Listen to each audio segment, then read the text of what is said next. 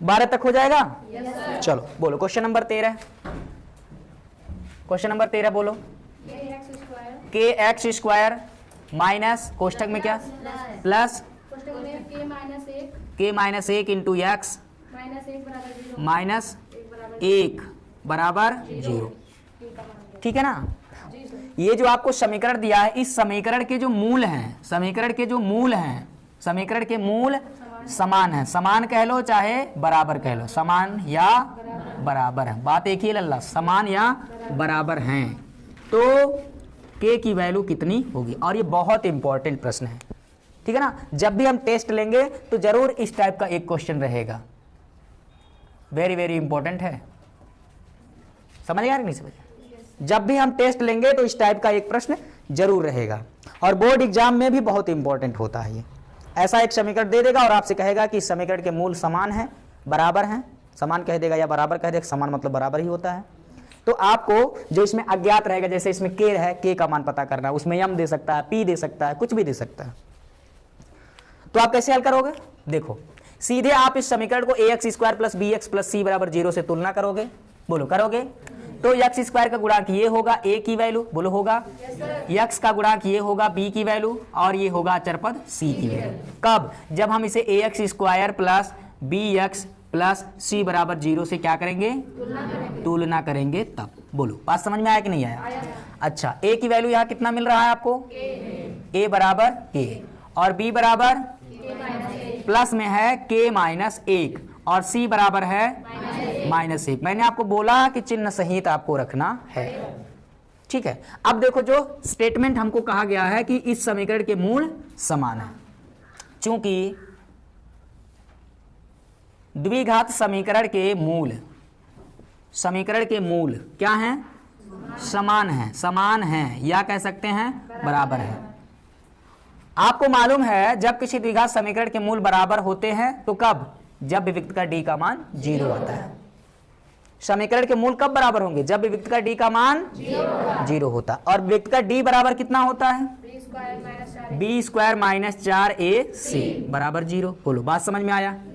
है पक्का?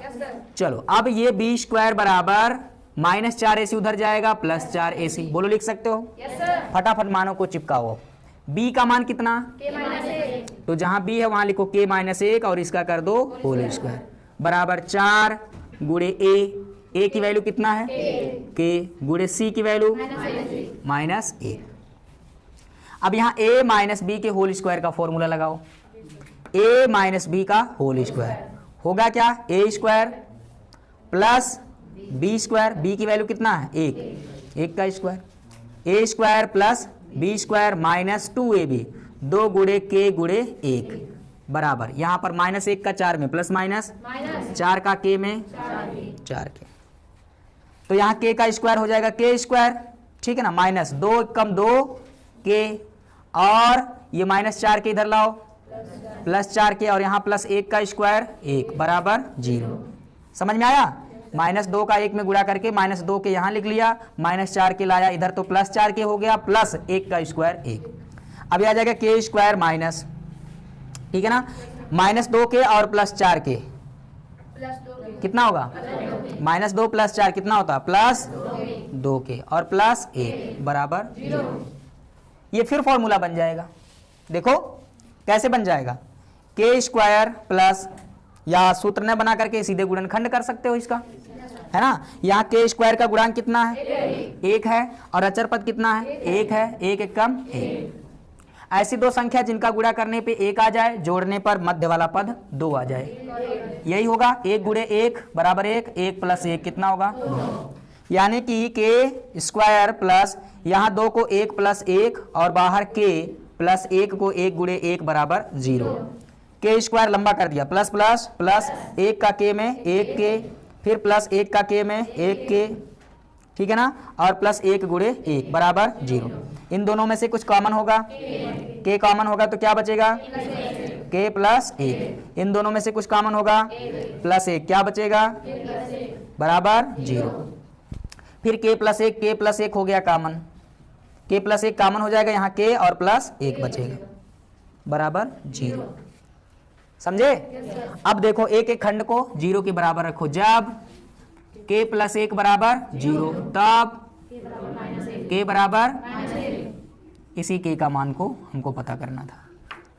समझ में आया? अब दूसरे वाले को रखो, दोनों समान ही खंड है ना, दूसरे वाले को रखोगे तो भी वो इतना आएगा, k बराबर कितना, -1। कुछ बात समझ में आया कैसे हल किया? यहां से मैंने थोड़ा लंबा कर दिया ये गुणनखंड करने वाला, आप चाहो तो यहीं से थोड़ा शॉर्ट कर सकते हो। जैसे देखो थोड़ा एक्स्ट्रा माइंड आपको लगाना पड़ेगा। क्या करेंगे, यहां k² प्लस 2 गुणे k गुणे 1 लिख सकते हैं और प्लस 1 को 1 का स्क्वायर लिख सकते हैं बराबर 0। कोई दिक्कत?